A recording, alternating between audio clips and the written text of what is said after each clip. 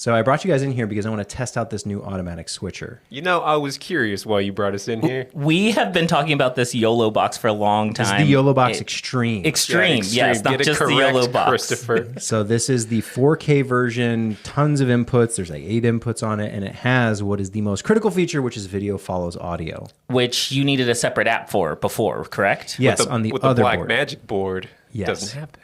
Yes, it's not built in. It's not native. There's an app to do it, and that board is only 1080p. This one is 4K, and the video follows audio is built right in. It's what did I say before about the thing? It's like too good to be true. You kept saying all the features, and I'm like, gosh, they really did pack a lot into a little square, a little rectangle. Yeah, it's a whole computer built into the thing. And what's nice is that there's no one behind the scenes running this. This is automatically switching between us based on the audio alone.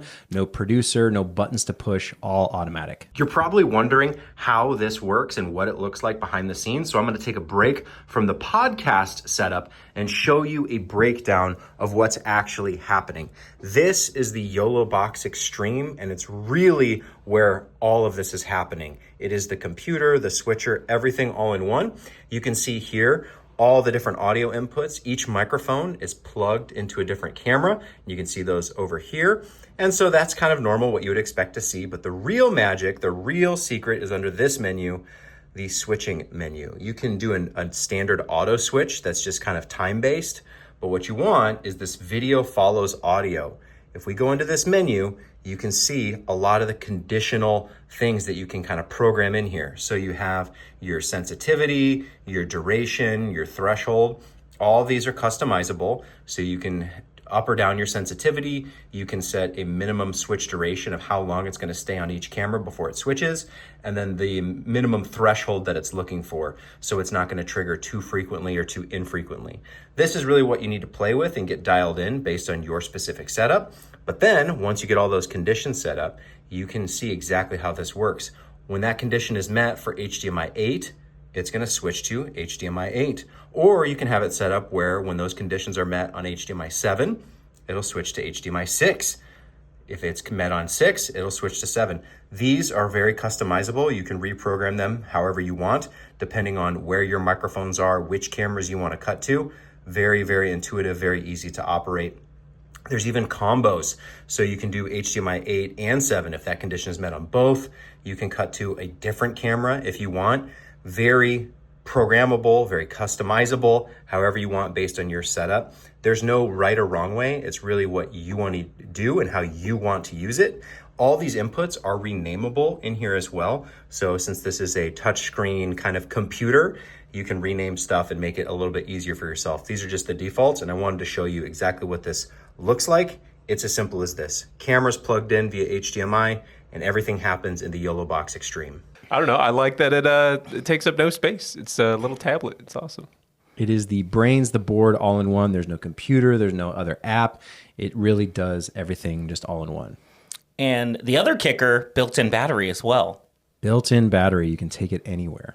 What about the wireless camera features? It does. It has NDI, so you can stream from an iPhone, from an iPad. If you have an NDI app, it's wireless camera. It's kind of new technology. Not a lot of people know about it, and it's really impressive. I mean, it just was easy. You like installed an app and then just connected like over Wi-Fi pretty quickly, right? It's not like any special equipment or any special transmitter. So on your iPhone, you can find what are called NDI camera apps. There's a few different ones out there. Some are paid, some are free, some are subscription. And basically, if you're on the same Wi-Fi network, that camera feed, that video feed and audio can wirelessly end up as an input on this board, and you can switch to it like any other hardlined input. So it's got 8 HDMIs, but you have all these NDI inputs on top of that. Separate from the inputs that are in there, or in addition to? In addition to, it's a crazy amount of inputs you can put on this thing. It really is extreme. Yeah, and we tried it, and it was instantaneous. We downloaded the app and instantly connected to the board, and we were just live switching from everyone's iPhones. And from different corners of the house, too. That was cool. It's like, it could be across the house as long as you have that Wi-Fi signal, so... Right, and that's the beauty of the NDI like protocol, is that it's not going from the phone to the board. So where you would be limited by distance, as long as it is on the same Wi-Fi network. So the phone could be across the room. As long as it's got that Wi-Fi network connection and the board is also connected, they can talk to each other. Now, here's a tricky question. That is specific to like a local Wi-Fi network. Is there another app or solution that you can do it like remotely, like over like Zoom or some other connection or technology? Over like IP, that would be maybe more difficult if it's over the internet. I'm sure it exists, but I've not set that up myself. Yeah. Like a local hotspot. But you also said that this had a SIM card slot? Yeah, the board itself is Android based and it works essentially like a phone in a lot of ways, even though it's also this amazing multi-camera switchboard. So you can put a SIM card in it and it can have its own, LTE connection for wireless streaming. It's got the built-in battery. Wow. So it truly is like a wireless, multicam production house. And you can customize, like, since it's touchscreen, it's pretty fluid. I feel like a lot of other platforms, technologies, like, this is our interface, this is how it works. This you can kind of customize. Yeah, exactly. The other boards out there that are all like button-based, it's static, it's fixed. You have the buttons you have and you learn them and you can get some muscle memory built in that way. But this is very customizable. You can rename inputs, you can delete inputs, you can add inputs. There's a lot you can do just because it is one single touchscreen. In video and audio, you can separate, repatch. You can do all that. It's not like your left and right audio. I think that's what you were saying the other day is your camera audio isn't tied to, or your camera feed isn't tied to the audio feed from that camera necessarily. Well, right. The way I'm using video follows audio. It's just an if this, then that. So if it detects audio on a certain microphone, I can have it cut to anything I want to. So right now, if I'm speaking, it's going to cut to my camera, but that doesn't have to be the case. If, let's say, if I'm talking and I want to cut to your camera, you could program it that way. Nice. No, I like that. It looks like an iPad. It's very sharp. The screen is very sharp. It's very sensitive. It doesn't feel like a cheap Android device. No, it's not cheap at all. The screen is an OLED display, and it was one of the first things I noticed unboxing. I was like, this is a really nice screen just to look at. But I think one of my only criticisms is like, it is just the unit. I feel like it needs like a stand or like it needs to be mounted on something. Right now you just have it like laying on the desk, but I'm like, its only limitation is like, it's just a flat tablet. They do sell accessories, and of course you could mount it however you want. I think it came with a 1/4 hot shoe. So if you wanted to put this kind of big device on top of your camera, you could. Just fluff it right to monitor and to I guess live stream or whatever you're gonna do, podcast. And I've seen people use it that way. So I've seen people using it for like sports and weddings and even funerals. I think the video follows audio, that like feature is best suited for this type of podcast environment where you don't want to pay a person to be behind the scenes just to switch, or you want everyone to be included so everyone gets their own chance to talk. Having that behind the scenes producer is a nice advantage if you can afford it, but a lot of people just want it more automated and streamlined.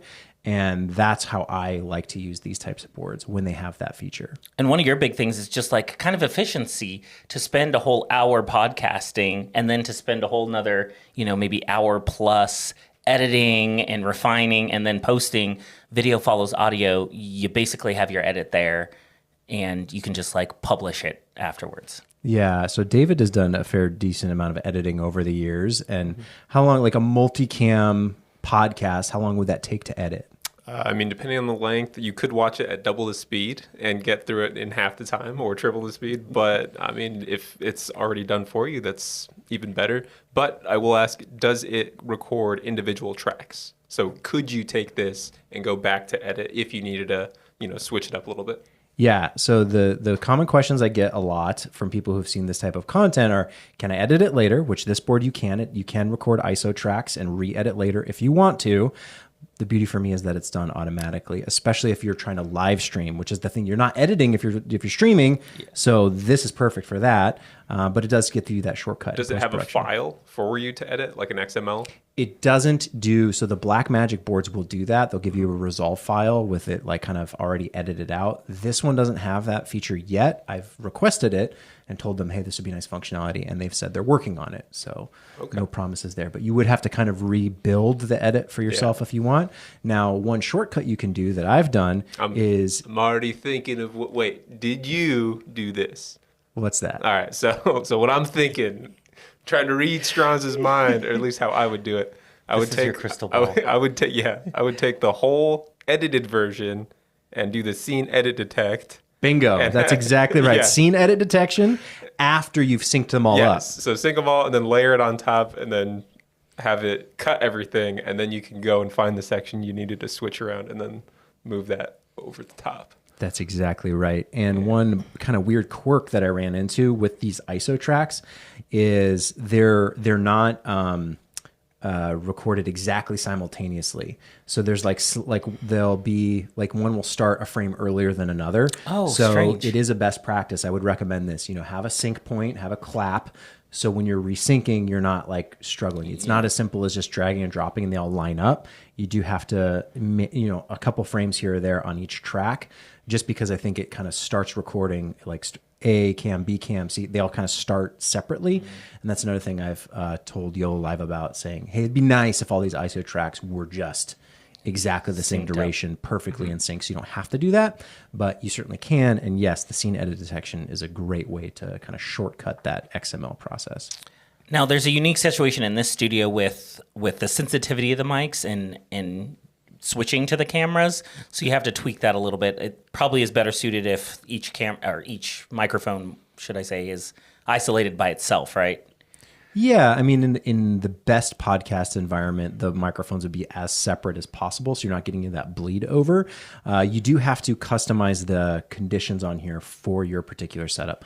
Every microphone's different, every speaker is different, even if you're running the microphones to a camera, all those audio levels are going to give you louder or quieter signal. And then depending on where those are set, you're going to want to set those conditions for the video follows audio. You've got your sensitivity for switching. You've got how long it's going to stay on a particular camera angle. And then you also have that baseline threshold of decibels that you need to like kind of every audio input needs to surpass, like exceed that decibel limit. And then it will trigger, hey, cut to this camera. That's what triggers loud talking. Yes. Loud enough talking. Right. So you want to make sure you get that sensitivity right, because sometimes if they're a little bit quieter speaker, they're not going to come through as much. And especially if a loud talker or a quiet talker in the same space, that can be a challenge. Ooh. Yesterday we were talking about it. How have you pushed it to its limits? Oh, yeah. The CPU monitor. Yes, yeah. Push it to the limit. How far can you go? How far will YOLO let you go? And by the way, your camera it's focus. Autofocusing. Everything focus is off a little bit. Probably because my head's turned. It's struggling to find my face. Where is the human? I just see ears. That's not the board. That's the camera. That's the camera. I don't know what just see ears? its deal is. What are you talking about? What are you talking about? The camera is not focusing on Stranz's face because it's only super sees his blurry. ear. Super, but even with my face now, how can you see that? it's messed up. You have Right there. bionic eyes over there. The monitor's right there. You can see that that's out of focus. Look how It's bad been that is. extremely out of focus. Like it'll be like really out Man, of focus. Christopher. Let me get some of that. Let me get That's that glasses So I prescription figured, off of you. since we don't want to maybe record this again, Yeah. no, it would like go really out of focus. Oh, That's okay. how I was like, saw it. Like that's a 2-inch wide. Okay, I don't know. That is is the good weirdest. That I had to full on take the lens off and remount it because it had like a minimum focus set or something where it couldn't focus past a certain point. So now it's working. Thank you for catching that, by the way. What were we talking about? What were we GPU. talking about? Oh, the GPU. Have you put it? How far have you pushed its limits? So when they say this is extreme, it is extreme, meaning it can do a lot. You've got 8 HDMI inputs. You've got over 6 NDI inputs. I forget the total amount, but there might even be 8 of those. That's insane. So you can run you can load a web page. You can do graphics. You can do animations and lower thirds and all this cool stuff. But at a certain point, you will push it past its limit. It is a computer after all, and it has a CPU to manage. So just because it gives you all of the options doesn't mean you can use them all the time. So you have to kind of pick and choose and balance for your particular setup what you want. Do you need... Right now, we have 3 4K cameras going. How many 4K cameras do you want? You can have up to 5 of them. 5 of the HDMI inputs are 4K. The other 3 are 1080p. But oddly enough, those 1080p inputs actually take more processing power, and the board will tell you that. Yeah, that's weird. You were explaining that. Don't know what's the science behind that. I have no idea from a technical standpoint why 1080p would be harder to process, but maybe it's some kind of optimization of the chip in the box. So what are we running at right now? What's the GPU pushing? So the CPU is at 42% right now between these three cameras. I'm just recording the program feed. If you want to record those ISO tracks, that takes more CPU processing. And so you do reach a limit. You can't record ISO tracks for all 8 HDMI inputs and all NDI inputs and do all of that all the time. But what you can do is do all those things through program, and that is fine. So it's you kind of have to pick and choose what your priorities are. Are you looking for a lot of cameras and one single stream, or do you want just a few cameras and have those ISO inputs for editing later? And would you record this separately ever? Like the automatic cut? Would you always want that? You personally? How do you mean? Like the video follows audio, would you just want that version? Or would you only shoot that version or only shoot ISO tracks? Would you shoot both? Like right now we're shooting just like we're putting all our eggs in one basket right now. Yes. For low stakes projects, something personal or just for fun or something that's maybe it's happening every day or every week and it's kind of no pressure. I think the program feed is perfectly sufficient because it's about speed. It's about efficiency, just getting it done. If it's a bigger stakes project where you really want that safety, the security, the multiple tracks, hey, what if I want to change something later? That's where I would go with the ISO recording and kind of pick which inputs do I want to record ISO, because what happens is you've got the opportunity to edit, which means like you could spend as much time as you want on it, meaning you could spend a day, a week, a month, a year in editing depending on the nature of the project. And oftentimes I'd prefer just to it's good enough, get it out the door. It's just a podcast, it's just a live stream, let's get on to the next one. So when these come in, are you shooting at like a flat profile, and then can you load LUTs on this? That is a good question. I haven't tested if I can do LUTs per input yet, so I don't know. Right now, everything is Rec 709. Okay. I ran out of questions. What about templates? Like it's already built in with certain templates you can play around with? What type of templates? Like anything, like a live stream? Is there like a what do they call those? Like where your name... Lower third? Lower thirds, but like so Chiron. There's some defaults for those if you want to just use what they have out of the box. I think that's a little stock, that's kind of basic. So they do give you the option to load in custom ones via like a PNG or any type of animation you want to load in there. And it's very intuitive. There's even a couple options, like you can load in, I believe, like an SD card as well as USB-C. So you have some different opportunities for where you're pulling files from. And then even the way I'm recording is over USB-C, just to a little thumb drive. So the additional media loading is pretty easy and intuitive. Mm-hmm. I put stuff on a USB drive, plugged it in, and it was like, here you go, here's your stuff. Oh, right on there. And then what are you recording to? So what does it record out to? That tiny little USB thumb drive. Oh, so you have it recording to that? Yeah. Wow. Does it have any internal recording? It does not have an internal recording, but you can record to the SD card or to a USB-C output. So whether that's an SSD, a flash drive, so you have a USB-C flash drive? Yeah, that's that little dongle there on the back. Oh, okay. That little gray nub. So you could plug in like a larger drive if you needed to totally. as well. Yeah. Whatever you want to record to, you can. We've run into this in the past, though. You're always going to be limited by the speed of that media. So if you have a slow SD card or a slow flash drive, that's going to be less ideal than, especially if you're trying to record a bunch of ISO tracks and it's all in 4K. And then you're wondering why you're getting issues. It might be the media itself. So you want to go with something like fast, like an SSD or something like that. Is there an output for that screen? Like, can you monitor that monitor? Yeah, there's actually two. There's two HDMI outputs. So I have one up here one going to this multicam, screen. And you can even change what that is. So you can see your full like control board over HDMI, or you can see your program over HDMI, or you can pick a specific camera to see over HDMI. Oh, nice. It's very customizable. So the kind of things you would want to do, like, hey, can I do this? Like, chances are you probably and you do that from the main board there? Yeah. So like, let's see. I think I can do it while so that's master control. Yeah, it's up in this. Yeah, because I see the one Blackmagic monitor that you have up there. Yeah, we'll let you adjust some things while you're recording as well. Nice, yeah. Yeah, so you have your HDMI outputs, and right now HDMI output 1 is set to just mirror the board itself. And I've used that to record what the board looks like. So it's showing people the interface. So now you're recording the board itself? No, like a I'm screen not. capture? I'm not. It's not set up that way. is But it cool. could be. Oh my Look, goodness. I like that. I like that feature though. The layers and layers of complexity we keep throwing at That you. is really cool though. But now no one in the final podcast video is going to see this. But for you guys, you can see now what the program feed Now is that's switching the to. So program when I feed. talk, Yeah. it's on me. Yeah, that's really cool. So I like that. Yeah, there you go. That's a good feature. And you said it had a scoreboard, so we need to go like play basketball at the local park with this and test out the scoreboard.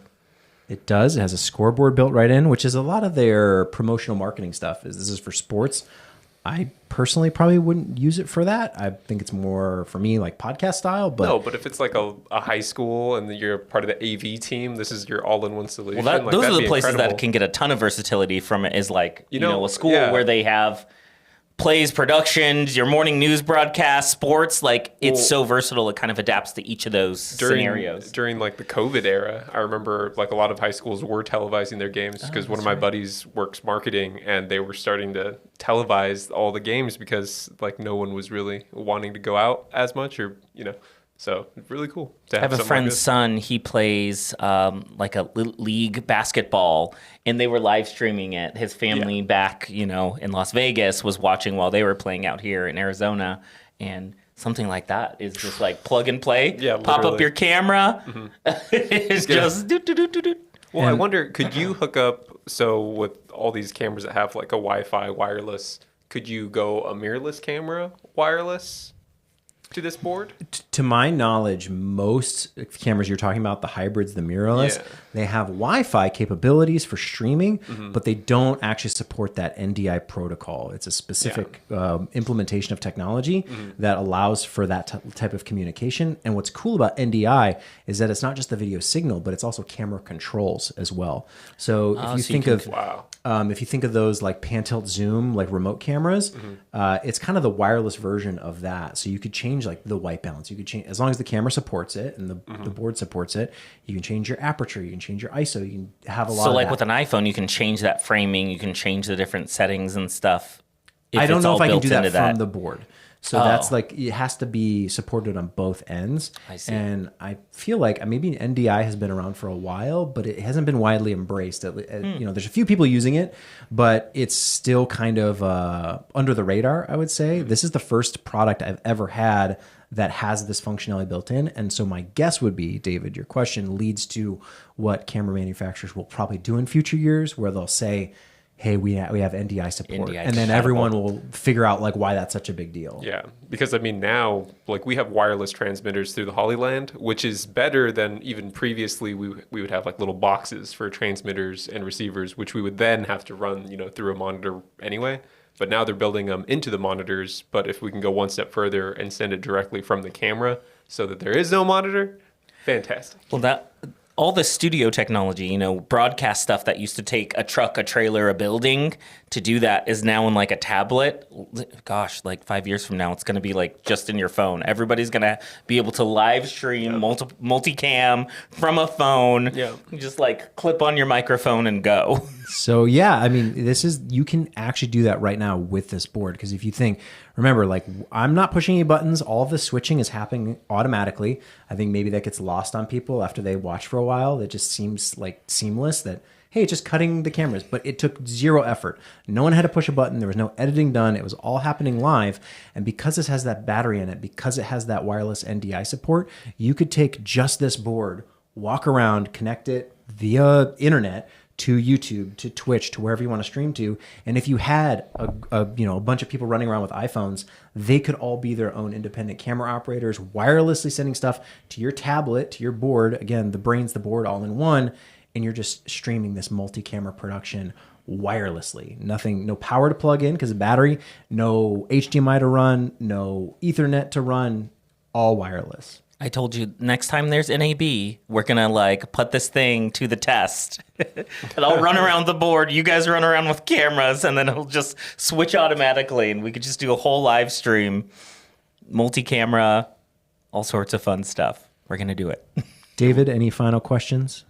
No, I mean we covered it, covered the entire ass. I don't know what do you think? I can't think of anything else that we didn't talk about it. I mean, the first day you brought it on, and it was really funny because we were like, what is this thing? And then you kept telling us the features, and we were like, no way. Yeah, we were almost disgusted with like how many features it had. We were like, ew, like I can't believe it actually has that. The biggest standouts for me is that it's 4K. Most other boards out there are like 1080p, or if they are 4K, they're ridiculously expensive. It's got this kind of computer board all-in-one setup, which most other ones aren't. You need additional devices, getting them plugged into each other. It's more to bring, more batteries to charge, more cables to run. This is like truly that all-in-one solution. And most importantly for me, it has that video follows audio VFA. That functionality is so important for what I think is the best way to produce this type of content, not having someone behind the scenes switching. You can if you want to. It can all be manually done if you prefer, but to have it automatic natively is just such a nice intuitive feature that I think almost anyone could benefit from, especially because there's so many people trying to do podcasts these days and they don't have budget to hire people to help run the show. This is one of those things you could set it up, get it all dialed in, hit record, and it just automatically is happening. And it's kind of foolproof. I mean, no discredit to the producers or anybody, you know, if you have your roommate auto switching for you behind the scenes, but it's just one less thing to worry about. It just kind of does its thing. Yeah, there's no worry that the person behind the scenes at the board is going to fall asleep or get distracted, or maybe you do have that person, they can focus on more important things. Maybe it is queuing up a video or prepping the next shot. Like, I don't know. Every production's a little bit different, but to have someone who's just cutting to A camera when A camera is talking, and cutting to B camera when B camera is talking, and cutting to C camera when C camera is talking, it is easy to automate because all it requires is that audio level detection and then the ability to switch to that input. One final thing I'll say is that there are new software plugins for editing that will do that. So they'll analyze the audio waveforms and they'll cut to those cameras, speeding up your editing time. But again, that doesn't help you in a live environment if you're not using Premiere to stream on YouTube. You're not cutting something when it's happening in real time. So yes, there's a lot of ways you can do it after the fact, but now you're recording all those camera inputs, you're syncing them all up, you're taking up hard drive space for something that ultimately could have been done in a live setting. Live to tape. Live to tape, exactly right. It's like really only podcasts would really benefit from a feature like that, because obviously if it's any other live production, you would probably want somebody directing like which cameras, which shots you're actually like cutting to. But in this type of environment, I don't think it's necessary to have a producer cutting to like, oh, you're talking now, cut to you. Oh, you're talking now, all right, cut to you. And that seems a little pointless. And it's a lot of paying attention. You have to be paying attention to the conversation. You have to be paying attention when it switches. This does it automatically. It's not going to get bored or tired or lose interest or, like its mind wanders. Yeah, or just make, human error is usually the biggest mistakes that happen. Someone just hitting the wrong button. Yeah. They switch to the wrong input. Okay, well, you don't have that because it's not Speaking of which, because like I've seen this, it switches pretty quickly. So if people are talking over each other, and you can set parameters. I think we kind of mentioned that earlier. So if you didn't want it to switch to one person or another back to back, so it doesn't seem like a mistake, because that's a mistake that somebody would probably make if they were doing it live. Like they would cut to the wrong person and be, oh, switch it back to the next person, and then it just looks like a glitch. Yeah. So I have it set to be the shortest, like the minimum on-screen duration, which is like half a second. So this that could happen. Mm-hmm. I kind of want it to be extra responsive for the purposes of demoing it, but you can set it to say like, hey, once I start talking, stay on me for at least 3 seconds. 3 seconds, right. So it doesn't have that kind of jarring supercut feel. Yeah. But I wanted to kind of hyper accentuate the abilities to cut between us. And that way you can kind of get a reaction. If I say something and the camera's still on you, and you can be like, oh, or laugh because usually I'm funny, right? Well, that was actually something that you could program in the Blackmagic, like what was it, the app you had? You could Effect. You could like pre-program a routine for the cameras to cut to. And you can do that with this one too. There's a basic timer version where it's like on one camera for 3 seconds and it automatically cycles. So that would be good for like more of like a security camera style setup where you just want it to like... I was about to say, where would that make sense? Yeah, like a security camera. Yeah, if you had cameras set up and you want to monitor like your goldfish tank or something, I don't know, like it would just cut around. Every 3 seconds, the camera goes out. Well, the zoos have been doing that where they live stream like a baby animal or like, a pregnant animal or something like that. So that's what you need. Everybody needs a YoloBox Extreme. Yeah, so you can really customize it to your job, which is what I love the most. I don't want a tool that only does one thing. I want it to do a lot of different things, and then I choose how I apply it. Well, you guys get asked to do a lot of different stuff in different scenarios for different clients, for different projects, so having something that is versatile is helpful. Yeah, and you can stream right from the box. I don't want to bring a computer or a laptop in addition to the board, in addition to like whatever else I need. It's just, okay, as long as I have that and I have a way to an HDMI cord, I can do pretty much anything I would need. And what about streaming? So everything's direct through the box. So like, say you want to go live on Instagram. Possible? Yeah. There's a feature in there that just says Instagram. It'll connect to your account. Is that how you do it? So I don't know the specific TikTok or support YouTube for or every whatever platform, but they're all in here, and I'm sure they're adding more. So pretty much anywhere you would want to stream, it's a computer. I mean, it's Android based, so it has that functionality built right in. Yeah, and I'm still amazed at the footprint. Just looking at it, still, it has all those inputs on the back, and it's just that one little tablet. Which, if you were going to try to replicate that, which we have in this room before, we would need either a laptop, but then also the board. A laptop. Yeah, so like that takes up all your, space on your desk. Or you could go with what we had like after that, which was like a little computer, like the Mac Mini, but then we would need a monitor and also still the board. The whole thing. So this cuts out everything, and you just have the one little tablet that has can go in a backpack and all the inputs. Yeah, it would fit right in a backpack, and you don't have to remember to bring all this extra stuff and plug it all together. And built-in battery. And if you go the NDI route, is that what it's called? NDI? You don't really even need cords. You could have a completely wireless setup if you really needed to. Totally. Because imagine now a lot of those wireless microphones we use have the receiver that plugs right into the phone. So you can still have good audio, good video quality, and all of a sudden everything is wireless. That's what we've been talking about. We're at the movie theaters, just sitting at the table outside the movie. We'd be like, everybody just pop up your cameras. Just need that live stream right from the movie theater. No cords necessary and internal battery. The NDI is one of the few things I've used from a technology standpoint that is so satisfying because it just worked the first time.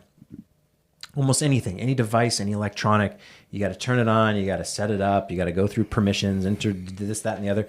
And then it cuts out, seamless. It glitches. Yeah, you're like, oh, it's not working. Oh, I got to change the frame rate. Oh, I got to do this other thing to get it compatible. No, I downloaded the app, I hit go, and all of a sudden an input popped up on the board saying, do you want to use this? And I said, absolutely. And we were, wirelessly, remote operating a camera that was an iPhone within seconds. Who makes it again? The YoloBox Extreme? Yeah. YoloLive is the company.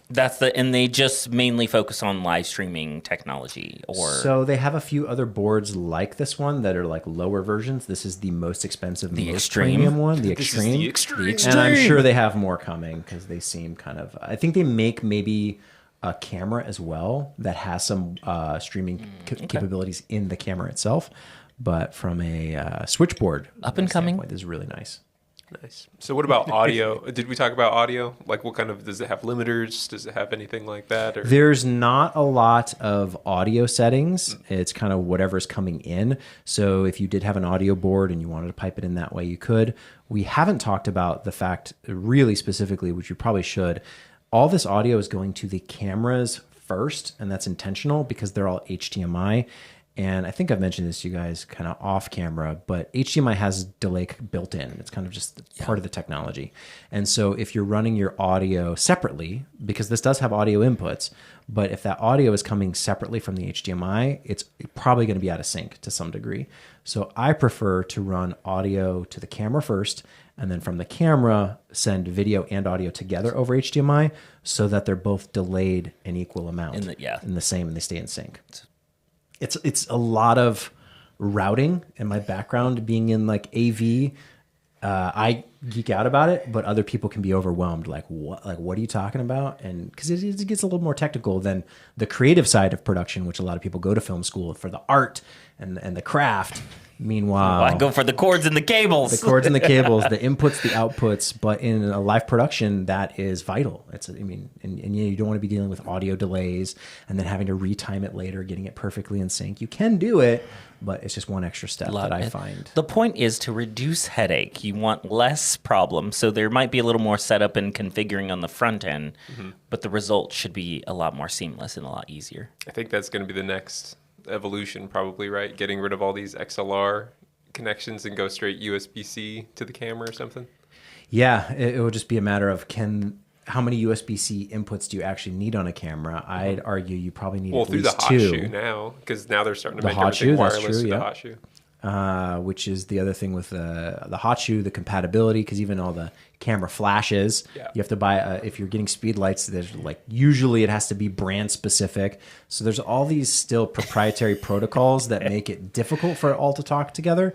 That's why I do get excited about things like NDI that seem to be a more just universal standard. As, hey, if everyone just does this, then it doesn't matter what camera you're using. Would be interesting because now they're starting to put AI into the microphones, into the wireless lavalier microphones. So I could imagine a future scenario where you have, your 32-bit flow AI'd audio going straight to camera through to this device, all wirelessly, and it all sounds great. Yeah, and you can do pretty much that. I mean, it's not going to be these microphones. This microphone does have a USB-C output on it. So if I had something to receive that, I could. But for the most part, in the current setup with the current technology, I think the most bulletproof setup is XLR microphone wired to a camera, and then from the camera send HDMI video and audio to the board.